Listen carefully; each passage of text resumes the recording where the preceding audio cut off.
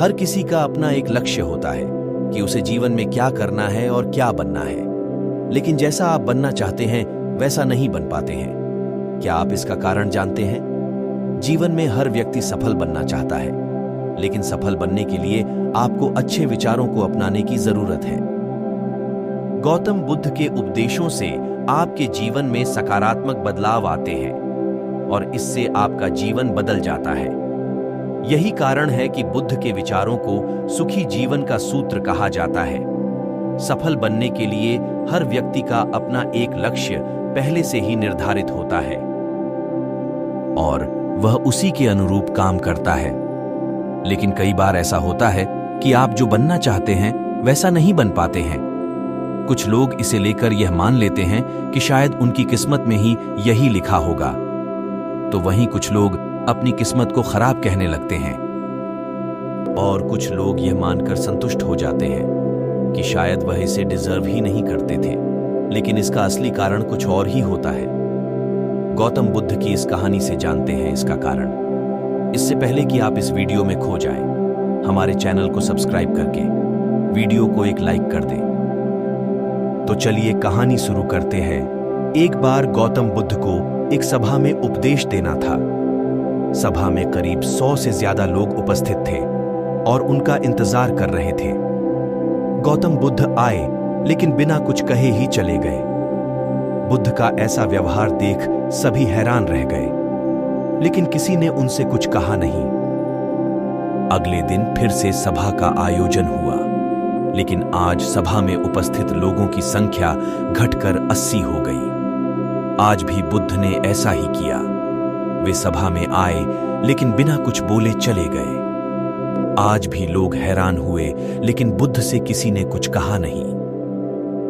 अगले दिन फिर से सभा का आयोजन हुआ और लोगों की संख्या घटकर 50 हो गई। बुद्ध फिर से सभा में आए और बिना कुछ बोले ही चले गए। आज भी बुद्ध से किसी ने कोई प्रश्न नहीं किया।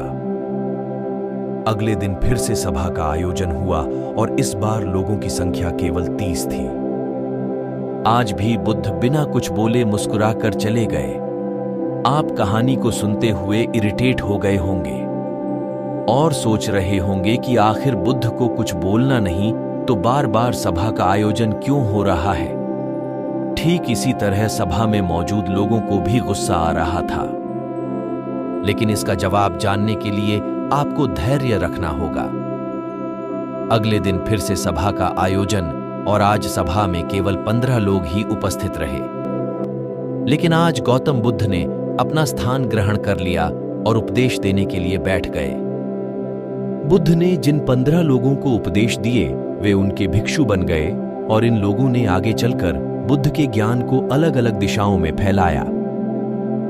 एक बार इन लोगों ने बुद्ध से प्रश्न किया कि सभा का आयोजन होने के बावजूद भी आप क्यों कई दिनों तक बिना बोले ही चले जाते थे। बुद्ध ने उत्तर दिया, मैं उन लोगों को खोज में था जो लायक हों। सभा के पहले दिन 100 से भी ज्यादा लोग थे, लेकिन उनमें से ज्यादातर लोगों को मेरे उपदेश से कुछ मतलब नहीं था। इसके बाद जो लोग अगले दिन आए उन्हें भी मेरे उपदेश से कोई मतलब नहीं था। वो तो केवल इसलिए आए थे क्योंकि वो देखना चाहते थे कि आखिर सभा में होता क्या है, लेकिन मुझे ऐसे लोगों की तलाश थी जो मेरे ज्ञान को जन जन तक पहुंचाए।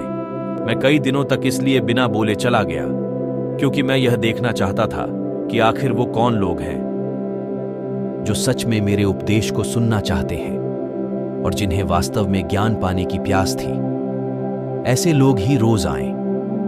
गौतम बुद्ध कहते हैं कि जिनके भीतर धैर्य था उन्हें मुक्ति का मार्ग मिला, और जो लोग जल्दबाजी में थे वो आज घर पर बैठे हुए हैं। बुद्ध कहते हैं कि जिन लोगों में धैर्य का गुण होता है वे जीवन में कुछ भी पा सकते हैं, फिर चाहे आपका लक्ष्य कुछ भी हो।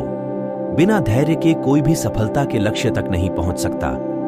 आज भागदौड़ भरी जिंदगी में लोगों में धैर्य नहीं है। सभी में जल्दबाजी और शीघ्र अतिशीघ्र किसी कार्य को करने की होड़ मची है।